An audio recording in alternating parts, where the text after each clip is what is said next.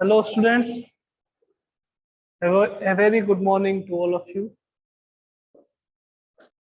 In previous class we were discuss about the product of electrolytes of many electrolytic solution, है ना। अब इस class में क्या डिस्कस करने वाले हैं कि अगर आप प्रीवियस क्लास में अपन ने देखा कि अगर इलेक्ट्रोड्स जो है वो इनर्ट हो तो क्या आपको कौन से प्रोडक्ट का फॉर्मेशन। इस क्लास में अपन डिस्कस करेंगे कि अगर आपके पास जो इलेक्ट्रोड है वो रिएक्टिव तो क्या होगा। रिएक्टिव इलेक्ट्रोड में कॉपर का हो गया आपके पास, एजी का इलेक्ट्रोड हो गया, then what will be the product on cathode and anode. Cathode और एनोड पे आपके पास क्या प्रोडक्ट मिलेगा उसके बारे में अपन डिस्कस करेंगे। ओके, आइए चेक करते हैं कि क्या होगा। देखिएगा, अब अपन कर रहे हैं electrolysis of aqueous solution of, मैं अगर NaCl को ही लेकर चलूं, aqueous solution of NaCl by using Cu electrode, by using copper electrode, by using copper electrode। कि कॉपर इलेक्ट्रोड का अगर अपन यूज करते हैं तो आपको कैथोड पे क्या प्रोडक्ट मिलेगा और एनोड पे क्या प्रोडक्ट मिलेगा। Okay, NaCl। अब अगर अपने को पता नहीं हो, अपने को तो इतना ही पता है कि NaCl का एक्वस सॉल्यूशन है, उसका इलेक्ट्रोलाइसिस कर, तो अपन क्या करेंगे, अपन तो वही सर ने सिखाया है, गलत तो सिखाया ही नहीं होगा। NaCl है, मैंने कहा एकदम है, ये किस में होगा, Na प्लस में और प्लस Cl माइनस। ओके, और सर H2O भी है, एकदम है, वो किस में डिसोशिएट होगा, H प्लस आयन में और OH माइनस आयन में। ये दो तो सर रिएक्शंस होगी है ना। आपके पास क्या था कि जैसे ये डायग्राम बना देते हैं,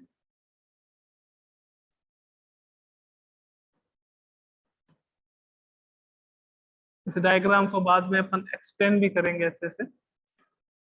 जैसे मान लीजिए कि ये आपके पास NaCl का एक्वस सॉल्यूशन, ये आपके पास क्या है, इलेक्ट्रोड्स है, एक एनोड है एक कैथोड है, ये आपके पास बैटरी के टर्मिनल से जुड़े हैं या बैटरी से जुड़े हैं। ये जो आपके पास इलेक्ट्रोड है वो कॉपर के,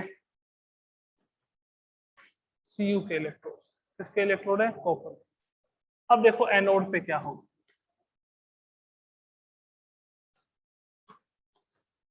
कि सर एनोड एक ऐसा इलेक्ट्रोड होता है जहां पे हमेशा क्या होगा, ऑक्सीडेशन, जहां पे हमेशा क्या होगा, ऑक्सीडेशन।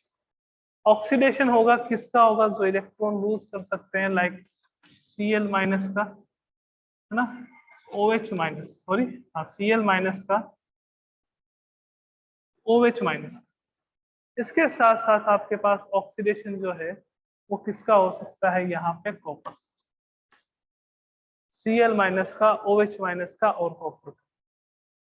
ये सीरीज आपने देखी, मैंने कहा ये सीरीज किसके लिए यूज करते हैं, जनरली इलेक्ट्रोकेमिकल सीरीज में बहुत सारे बीच में एलिमेंट्स आ जाते हैं, like potassium, aluminium, calcium, manganese, magnesium, में सारे आ जाते हैं। बट अपन जनरली जो एग्जांपल्स इलेक्ट्रोलाइसिस में पूछे जाते हैं अपन उसके बारे में ही यहाँ देखें, ठीक है।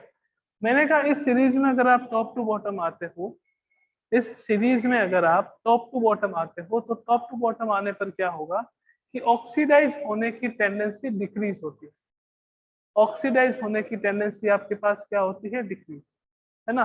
जैसे इतनी देर अपन क्या कर रहे थे कि अपने पास क्या था, मान लीजिए Cl माइनस था, अपने पास क्या था, OH माइनस था, अपने पास क्या था, Cl माइनस OH माइनस में OH माइनस जो है उसके ऑक्सीडाइज होने की टेंडेंसी कम होती है, Cl माइनस की ज्यादा होती है। तो अपन ने कह दिया कि सर एनोड पे Cl2 गैस मिलेगी, दैट्स ऑल, इससे ज्यादा कुछ नहीं, इससे ज्यादा कुछ नहीं होगा, एनोड पे Cl2 गैस मिलेगी। ओके, अब देखिएगा क्या होगा कि यहाँ पे आप कॉपर इलेक्ट्रोड यूज कर रहे हो, दिस इज रिएक्टिव इलेक्ट्रोड। तो अब देखो यहाँ पे आपके पास कॉपर, Cl माइनस और OH माइनस, इन तीन आयन अपने पास, तीन आयन प्रेजेंट है, थ्री आयन प्रेजेंट है। तो copper, Cl minus, OH minus, सबसे कम टेंडेंसी किसकी होगी ऑक्सीडाइज होने की, कि सर OH माइनस। सबसे ज्यादा किसकी होगी, सर कॉपर की। ऑब्वियस बात है, तो एनोड पे रिएक्शन क्या होगी, Cu से आपको क्या मिलेगा, Cu+2 +2 इलेक्ट्रॉन। ये रिएक्शन आपके पास कहाँ होगी? एनोड। अब मैं बात कर लेता हूँ कैथोड में। कैथोड में आपके पास कैथोड पे कौन जाते हैं बच्चा? हमेशा कैटायन जाते हैं। कौन कौन से हैं कि सर? एक तो हमारे पास Na+ है, एक हमारे पास H+ है, और सॉल्यूशन में तो Cu+2 भी है। तो ये कॉपर की जो रोड है, यहाँ से इसका क्या होगा? ये इलेक्ट्रॉन लूज करेगा और सॉल्यूशन में आपके पास क्या आ जाएगा? Cu+2 आए। तो कितने कैटायन हो गए बच्चों आपके पास? 3। Na+ हो गया, H+ हो गया, Cu+2 हो गया। मैंने कहा इस सीरीज पे आ जाइए। आप अगर टॉप टू बॉटम आते हो तो रिड्यूस होने की टेंडेंसी क्या हो जाती है बच्चों? इंक्रीज। रिड्यूस होने की टेंडेंसी क्या हो जाती है? इंक्रीज। तो Na है, H है, Cu है, सबसे ज्यादा टेंडेंसी रिड्यूस होने की किसकी होगी? कि सर Cu की होगी। तो क्या होगा? Cu+2 जो है वो 2 इलेक्ट्रॉन एक्सेप्ट करेगा और किसमें कन्वर्ट हो जाएगा? कॉपर। तो एनोड पे ये रिएक्शन होगी, कैथोड पे ये रिएक्शन होगी। NaCl और H2O यूं ही सॉल्यूशन में पड़े रहे। तो मीन्स क्या हुआ सर कि धीरे धीरे जो ये एनोड वाला पोर्शन है, ये एनोड वाला पोर्शन क्या थिन हो जाएगा? मैंने कहा एकदम थिन हो जाएगा। क्योंकि जितने भी कॉपर है, Cu है, यहाँ पे क्या था आपके पास? Cu था। ये जो Cu है वो किसमें कन्वर्ट होता रहेगा? Cu+2 में, Cu+2 में, Cu+2 में, और ये Cu+2 यहाँ जाके डिपॉजिट हो जाएगा। तो ये क्या हो जाएगा आपके पास? थिक हो जाएगा। तो कैथोड तो क्या हो जाएगा? थिक, और एनोड क्या हो जाएगा आपके पास? थिन। ये सर इसका यूज कहाँ करते हैं? इलेक्ट्रो रिफाइनिंग में करते हैं। आपने अगर मेटलर्जी 10th में देखी हो तो वहां पे एक प्रोसेस आता है इलेक्ट्रो रिफाइनिंग। इलेक्ट्रो रिफाइनिंग क्या होता है कि इम्प्योर मेटल को प्योर मेटल में कन्वर्ट करने का मेथड होता है। इम्प्योर मेटल को प्योर मेटल में कन्वर्ट करने का मेथड होता है। उसमें अपन क्या करते हैं कि आपके पास 2 मेटल के इलेक्ट्रोड लिए जाते हैं। फर्स्ट इलेक्ट्रोड यानी कि जो एनोड होता है वो आपके पास क्या होगा? इम्प्योर मेटल का, और जो कैथोड होता है वो आपके पास क्या होता है? प्योर मेटल का। Okay, anode and cathode. मैं आपको इलेक्ट्रो रिफाइनिंग यहीं पे एक्सप्लेन कर देता हूँ ताकि आपको ये पता चल जाए कि what is the use of electrolysis. Electrolysis का यूज क्या हो सकता है? और आपके पास क्या है? ये इलेक्ट्रोलाइटिक सॉल्यूशन है। एसिडिक इलेक्ट्रोलाइटिक सॉल्यूशन लेते हैं अपन कॉपर सल्फेट का। यहाँ पे यहाँ आपके पास क्या होगा? इम्प्योर मेटल की रोड। यहाँ आपके पास क्या होगा? प्योर मेटल की रोड। और यहाँ आपके पास ये बैटरी। यानी कि यहाँ पे क्या प्रेजेंट है? यहाँ पे आपके पास copper plus impurity, copper plus impurity. यहाँ क्या प्रेजेंट है? ये ओनली कॉपर का इलेक्ट्रोड प्रेजेंट। अब मैंने कहा कि आप पता करें कि क्या होगा यहाँ पे। तो इलेक्ट्रो रिफाइनिंग में क्या होता है कि यहाँ पे इम्प्योरिटी है, साथ में आपके पास कॉपर है। तो यहाँ जो Cu है वो Cu+2 के फॉर्म में सॉल्यूशन में आ जाता है। Cu+2 की फॉर्म में सॉल्यूशन में आ जाता है, और ये Cu+2 Cu की फॉर्म में यहाँ पे डिपॉजिट हो जाता है। और सारी इम्प्योरिटी जो है वो उस एनोड पे ही रह जाती है, और उस इम्प्योरिटी को अपन कहते हैं एनोडिक मड। उसको अपन क्या कहते हैं? एनोडिक। तो इलेक्ट्रो रिफाइनिंग में इस प्रोसेस का अपन क्या करते हैं? यूज करते हैं। तो कभी भी कोई भी आपके पास रिएक्टिव इलेक्ट्रोड हो, रिएक्टिव इलेक्ट्रोड में देखेंगे आपके पास कि भैया आप ये बता दीजिए कि कैथोड पे कौन जाएगा, एनोड पे कौन जाएगा। तो एनोड पे ये सेल रिएक्शन होगी कि कॉपर जो है वो कॉपर आयन में कन्वर्ट हो जाएगा। कैथोड पे क्या होगा? कॉपर आयन जो है वो कॉपर में कन्वर्ट होगा। यही रिएक्शन रहेगी और कोई रिएक्शन नहीं आएगी। ना Na आएगा, ना Cl2 आएगा, ना H2 आएगा, ना O2 आएगा। ओके, एक एग्जांपल और करते हैं, आइए देखो।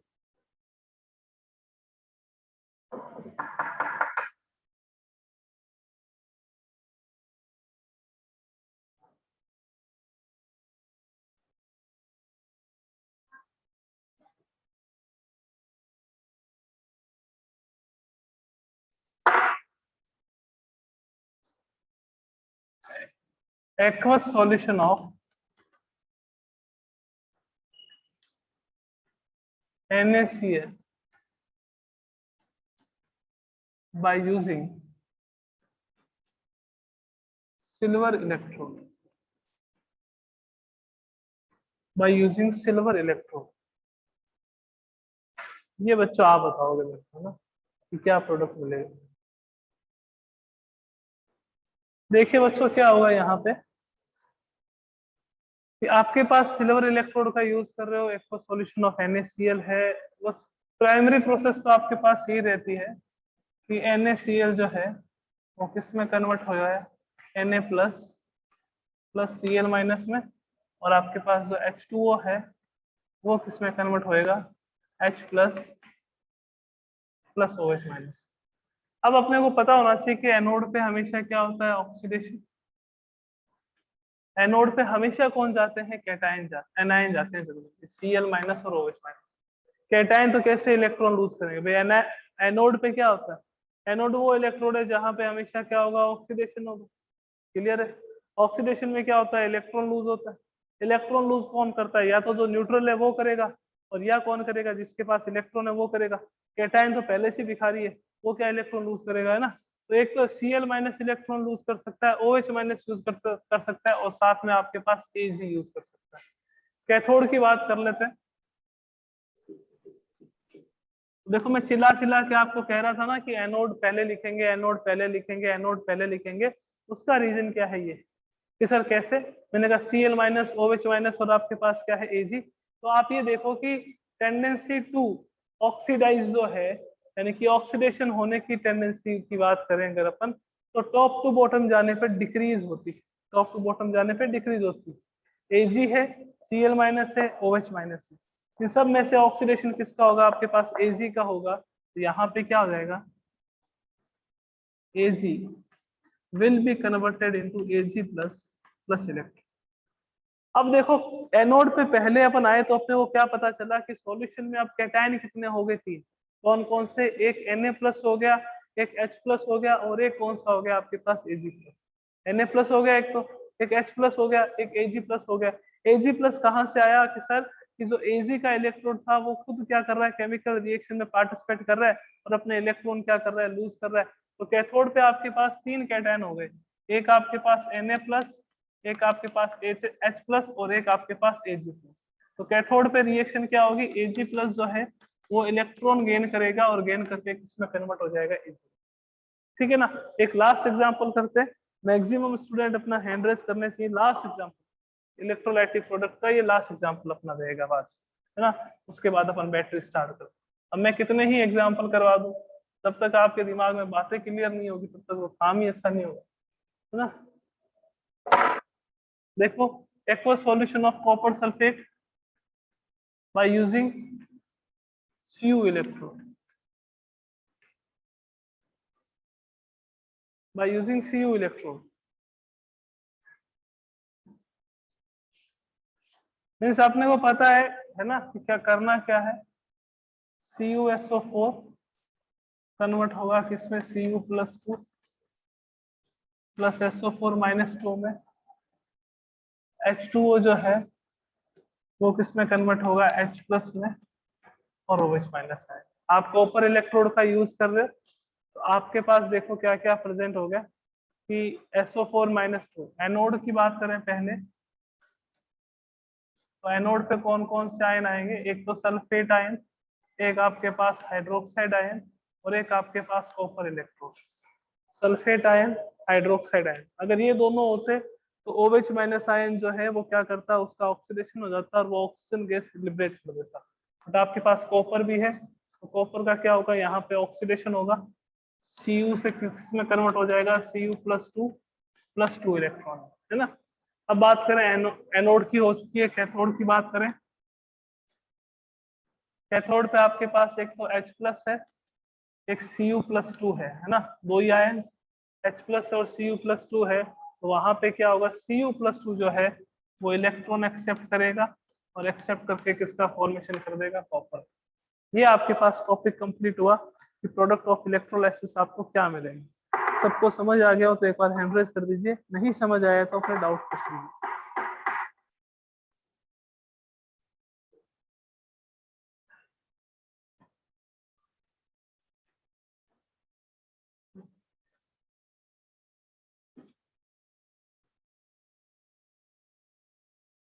समझ आ गया हो तो जल्दी से अपना हैंड रेज कर दीजिए।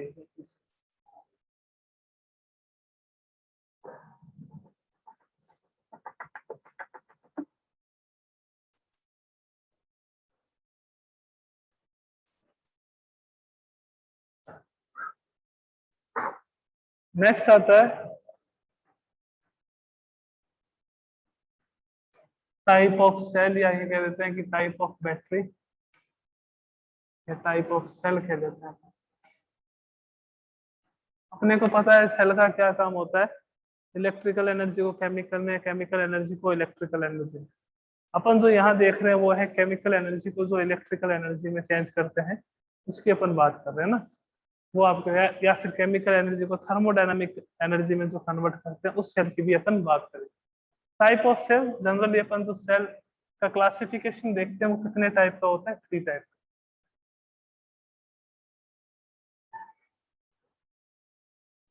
एक आपके पास होता है प्राइमरी सेल, एक आपके पास होता है सेकेंडरी सेल,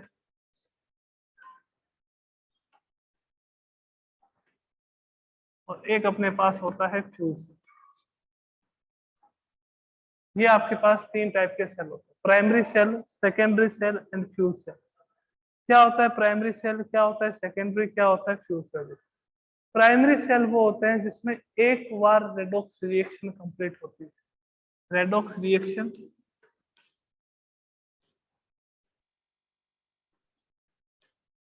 कंप्लीटेड वंस, एक बार ही रेडॉक्स रिएक्शन कंप्लीट होती है, यानी कि एक बार यूज करने के बाद में इसको आप रीयूज नहीं कर सकते। ठीक है ना, दोबारा इसका रीयूज नहीं होगा। उस सेल को अपन कौन से सेल कहेंगे, वो सेल अपने पास प्राइमरी सेल।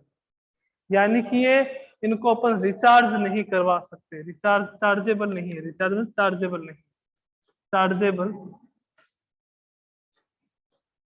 ये अपने पास चार्जेबल नहीं होगा। सेकेंडरी सेल की बात करें तो सेकेंडरी सेल वो सेल होते हैं जिसको आप एक से ज्यादा बार यूज कर सकते हो, मीन्स जिसमें रेडॉक्स रिएक्शन जो है वो एक से ज्यादा बार कंप्लीट होती है। वो सेल कौन से सेल होते हैं आपके पास, secondary cell. And fuel cell क्या यूज में आते हैं कि फ्यूल सेल जो है वो केमिकल एनर्जी को थर्मोडायनेमिकली एनर्जी में कन्वर्ट करने में यूज में आते हैं। जितने भी आपके पास रॉकेट्स हैं, है ना, उसमें अपन एज ए फ्यूल क्या करते हैं, इनका यूज करते हैं। तो सेल जो है वो आपके पास 3 टाइप के होते हैं, first is primary cell, second is secondary cell and third is fuel cell. Primary cell जो होता है वो आपके पास क्या होता है कि एक बार यूज हो सकता है, एक से ज्यादा बार उसमें रेडॉक्स रिएक्शन कंप्लीट नहीं होती। सेकेंडरी सेल जो होते हैं उसमें एक से ज्यादा बार रेडॉक्स रिएक्शन कंप्लीट होती है। और फ्यूल सेल में मैंने आपको बता दिया कि जितने भी आपके पास रॉकेट्स हैं, उस रॉकेट्स में फ्यूल के फॉर्मेशन के लिए अपन क्या करते हैं, जैसे फ्यूल किसका यूज करते हैं, फ्यूल सेल का यूज करते हैं। जिससे क्या होता है कि आपको फ्यूल मिलता है जितने भी आपके पास रॉकेट्स हैं। ठीक है, तो आइए एक एक करके सबकी बात करेंगे, प्राइमरी की बात करेंगे, सेकेंडरी की भी करेंगे, और फ्यूल सेल की भी बात करेंगे।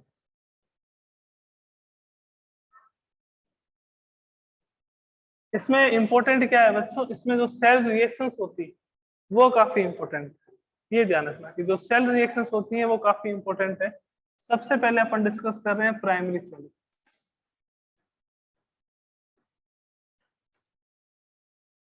और प्राइमरी सेल में जो पहला एग्जांपल है वो आपके पास क्या आता है, ड्राई सेल। प्राइमरी सेल में जो पहला एग्जांपल है वो आपके पास क्या आता है, ड्राई सेल का। क्या होता है ड्राई सेल, देखो इसकी स्ट्रक्चर देख लेते हैं। इसमें एक जिंक का कंटेनर होता है।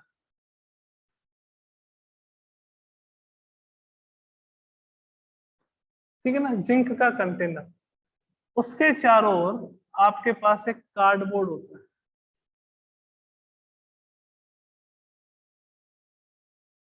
सराउंडिंग में एक क्या प्रेजेंट होता है, कार्डबोर्ड।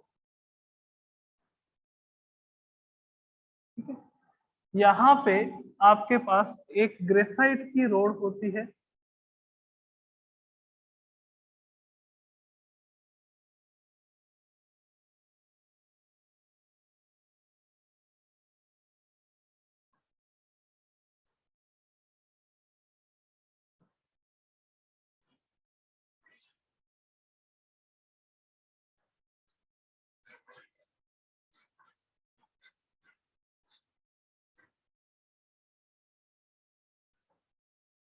ग्रेफाइट की रोड होती है और यहाँ पे आपके पास एक लाइनिंग सेपरेटर होता है।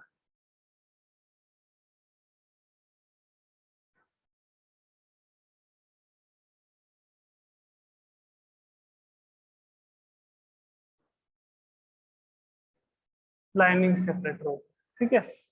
ये लाइनिंग सेपरेटर और यहाँ पर इनके बीच में यानी कि जिंक का कंटेनर, ये आपके पास क्या है, जिंक का कंटेनर। ये क्या है आपके पास, ग्रेफाइट रोड, ठीक है ना। ये आपके पास क्या है, लाइनिंग सेपरेटर, जो दो सॉल्यूशन को अलग अलग रखता है।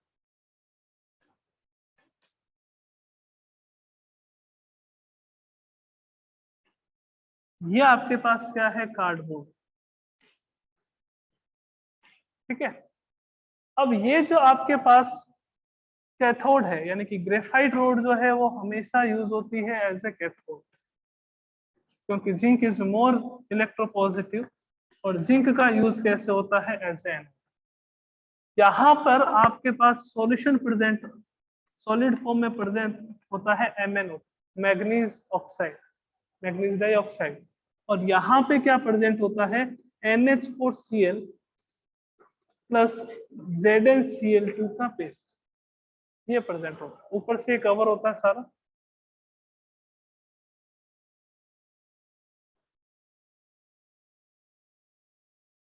ऐसे करके।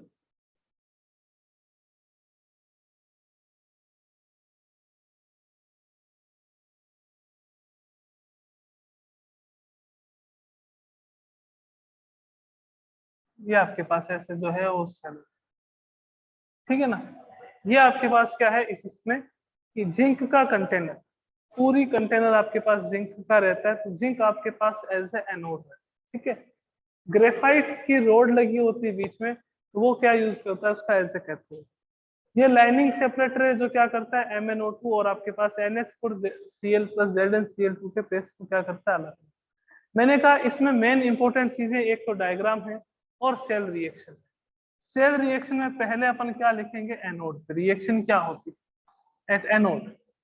एनोड पे क्या रिएक्शन होगी कि एनोड अपने पास किसका है, जिंक का।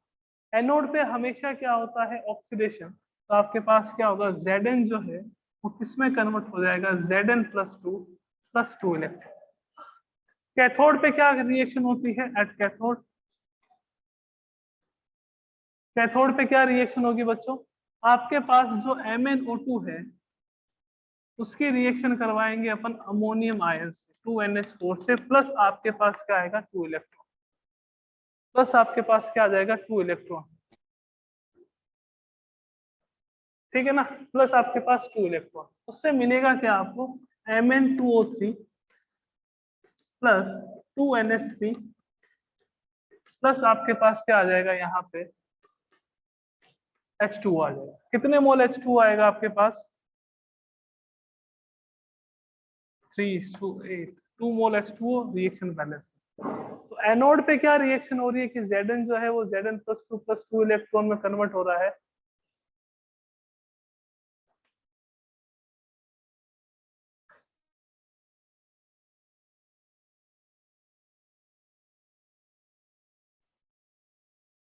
तो आपके पास क्या हो रहा है, ये कैथोड पे रिएक्शंस बहुत इंपॉर्टेंट, ये ध्यान रखना। ये इसके डिस्चार्ज की रिएक्शन है ना। अब बिकॉज इसका यूज एक बार ही होता है, तो इसके वापस अगर अपन रिचार्ज करेंगे तो उसकी कोई रिएक्शन नहीं होगी। इसकी कौन सी रिएक्शन है, डिस्चार्ज की। डायग्राम इंपॉर्टेंट है।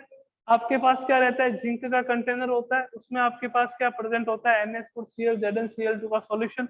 ग्रेफाइट की एक रोड लगी रहती है, इसके अंदर आपके पास MnO2 भरा हुआ रहता है। ये लाइनिंग सेपरेटर है, ठीक है ना। और यहाँ पे आपके पास सेल का ये टॉप पॉइंट होता है, चारों तरफ इसके क्या प्रेजेंट होता है, कार्डबोर्ड प्रेजेंट होता है। देखते हो ना, आगे आपके पास ड्यूरा सेल लिखा हुआ आता है जैसे, वो क्या हो गया, आपके पास एक कार्डबोर्ड की लेयर होगी, उसके अंदर अगर उस ड्यूरा सेल के कवर को उतारोगे तो अंदर क्या आएगा आपके पास, अंदर आपके पास आएगा जिंक का कंटेनर। तो जिंक के कंटेनर को भी खोल दोगे तो आपके पास उसके अंदर बाद में मिलेगा एक ग्रेफाइट की रोड, कभी सेल को खोला होता है ना। ये सारे मिथ हैं कि आप क्या करो कि धूप में कुछ देर तक सेल को रख दो, ये वापस रिचार्ज हो जाएंगे, ऐसा कभी नहीं होता है। बिकॉज ये सारे के सारे कौन से सेल होते हैं, प्राइमरी सेल होते हैं, वहां पे जिंक से Zn+2 इलेक्ट्रॉन, ये एनोड पे रिएक्शन होती है, ये कैथोड पे रिएक्शन होती है, दैट MnO2 + 2NH4 + 2 इलेक्ट्रॉन। तो Mn2O3 + 2NH3 + 2H2, ये किसका फॉर्मेशन होता है, प्रोडक्ट का, एनोड पे और कैथोड पे रिएक्शन। कंप्लीट रिएक्शन लिखेंगे तो 2 इलेक्ट्रॉन से 2 इलेक्ट्रॉन कैंसिल आउट हो जाएंगे, बाकी सारी आप रिएक्शन कंप्लीट लिख दीजिए।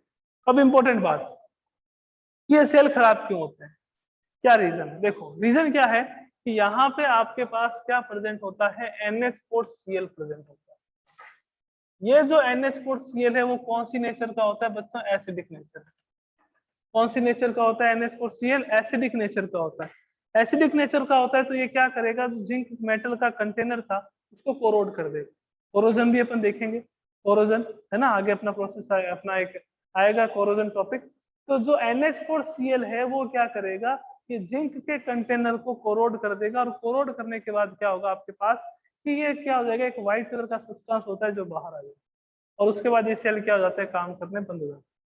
तो कभी कभी अगर आपने नोटिस करा हो कि आपके पास जो सेल होते हैं उसमें व्हाइट कलर का सब्सटेंस आ जाता है, वो व्हाइट कलर का सब्सटेंस आपके पास क्या होता है, अमोनियम क्लोराइड होता है, और उसी अमोनियम क्लोराइड के कारण से जिंक का कंटेनर है उसका कोरोजन हो जाता है, और उसके बाद ये सेल जो है वो आपके पास फंक्शन करना कम बंद कर देते हैं, ये फिर काम नहीं करते। ओके, आइए नेक्स्ट सेल की बात करते हैं।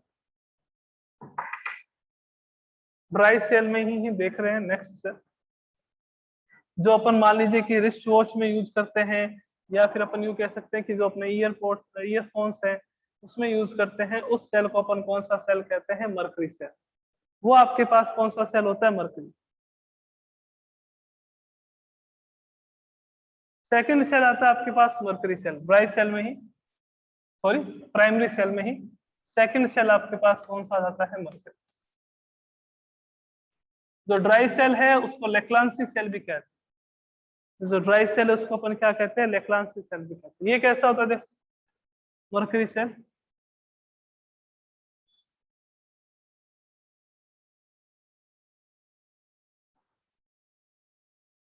इसमें भी जिंक का एक कंटेनर होता है और एक ग्रेफाइट की रोड होती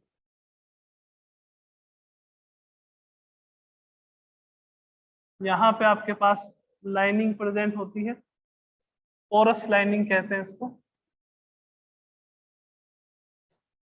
और यहाँ पे आपके पास HgO प्लस KOH का पेस्ट प्रेजेंट होता है। ये आपके पास क्या है, ग्रेफाइट की रोड है। ग्रेफाइट की रोड है तो किसके जैसे यूज होगी, ये कैथोड के जैसे, एज ए कैथोड यूज होगी ये। और ये आपके पास जो जिंक का कंटेनर है ये किसके जैसे यूज होगा, एनोड के जैसे। इंपॉर्टेंट बात क्या है, सेल रिएक्शंस, कैनोड पे क्या होता है, कैथोड पे क्या होता है ना। तो एट एनोड की बात कर लेते हैं कि एनोड पे क्या होगा। कि एनोड की बात करें तो अपने को पता है कि एनोड पे हमेशा क्या होता है, ऑक्सीडेशन। एनोड पे हमेशा क्या होता है, ऑक्सीडेशन। अब यहाँ पे यूं मत कर देना कि सर Zn था, हमने ऑक्सीडेशन करा Zn+2, हर बार ऐसा नहीं है। Zn था, वो रिएक्शन करेगा पोटेशियम हाइड्रोक्साइड के हाइड्रोक्साइड आयन से OH-, और किसका फॉर्मेशन करेगा, ZnO, जिंक ऑक्साइड, प्लस आपके पास H2O, प्लस आपके पास क्या आएगा, 2 इलेक्ट्रॉन। ये भी तो आपके पास बच्चों ऑक्सीडेशन है, Zn है प्लस 2 OH- है, वो क्या करेगा, रिएक्शन करेगा, किसका फॉर्मेशन कर देगा, ZnO plus H2O plus 2 electron. अब देखो मर्करी सेल और ड्राई सेल दोनों में अलग अलग है, दोनों की स्ट्रक्चर भी आपके पास काफी अलग अलग है। पहले सेल की अगर अपन बात कर रहे थे तो वहां पे क्या था आपके पास कि वहां पर NH4Cl प्लस ZnCl2 का पेस्ट था, साथ में MnO2 का। यहाँ पे HgO प्लस KOH का पेस्ट है और कुछ भी नहीं है साथ में। रिएक्शन क्या होगी एनोड पे कि जो Zn है वो 2OH- से रिएक्शन करके ZnO plus H2O plus 2 electron का फॉर्मेशन करेगा। और एट कैथोड, कैथोड पे क्या होता है, देखो रिएक्शन नहीं रटनी है, अपने को पता होना चाहिए कि रिडक्शन होता है या ऑक्सीडेशन होता है ना। यहाँ पे क्या होता है, ऑक्सीडेशन मींस जिंक जो है वो Zn+2 में कन्वर्ट होगा। यहाँ पे क्या होता है, रिडक्शन, यानी कि जो HgO है वो रिएक्शन करेगा H2O के साथ, और रिएक्शन करके किसका फॉर्मेशन, +2 इलेक्ट्रॉन, इससे आपको क्या मिलेगा, एक तो Hg मिलेगा प्लस आपके पास 2OH माइनस आयन मिलेंगे और प्लस कुछ नहीं मिलेगा, है ना। और कंप्लीट सेल रिएक्शन अगर आपको कह दे कि कंप्लीट सेल रिएक्शन लिखनी है तो देखो 2OH माइनस से 2OH minus cancel out, H2O से H2O कैंसिल आउट, 2 इलेक्ट्रॉन से 2 इलेक्ट्रॉन कैंसिल आउट, क्या मिलेगा आपको, Zn मिलेगा प्लस HgO मिलेगा, उससे क्या मिलेगा ZnO प्लस आपके पास Hg। ये कंप्लीट सेल रिएक्शन, इसके भी ओनली डिस्चार्ज की रिएक्शन है, बिकॉज ये रिचार्ज नहीं होता, बिकॉज रीयूजेबल नहीं, इसको आप वापस यूज नहीं कर सकते। ये इंपॉर्टेंट है सेल रिएक्शन, ध्यान रखना, पहले की भी जो मैंने बताई थी, सेकंड की जो अपन बताई है। अब बात करें किसकी, सेकेंडरी सेल। सेकेंडरी सेल जैसे मैंने आपको कहा कि क्या होते हैं जिनको वापस आप यूज कर सकते हैं, और सेकेंडरी सेल का जो एग्जांपल है वो अपने डेली लाइफ में आता है, वो लेड स्टोरेज बैटरीज। तो कल की क्लास में अपन डिस्कस करेंगे लेड स्टोरेज बैटरी के बारे में, और उसके बाद फ्यूल सेल के बारे में, और फिर कोरोजन के साथ इस चैप्टर को बाइंड अप कर देंगे। ओके, तो मिलते हैं कल की क्लास में। Thank you so much.